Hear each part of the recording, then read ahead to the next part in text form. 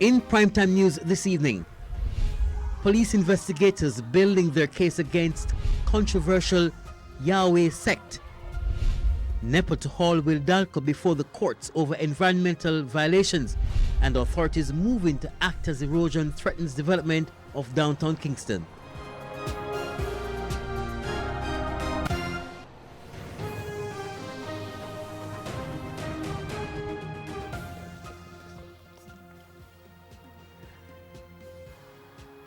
Good evening and welcome to Primetime News, both on air and online at onespotmedia.com. I'm Herman Green. And I'm Janella Precious. Also this evening, the top business stories of the day, and Andrew Laidley has our preview.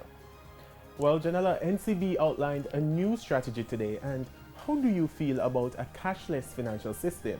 We'll tell you all about that in the Financial Week. All right, thanks, Andrew. Now, from business, we go to sports. Jordan Fort is here to tell us what happened today. Jordan.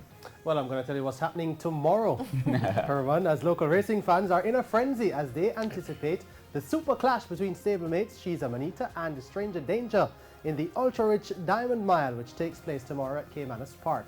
I'll have the details in Primetime Sports Friday. There's also sports commentary, E-Prime, and weather in this newscast. But before the break, the feedback question. This evening's question: what are your thoughts on the Kahal Yahweh sect in St. James? You can share comments online, facebook.com/Television Jamaica, and tweet us at Television Jam. Please stay with us. Primetime News returns right after this break.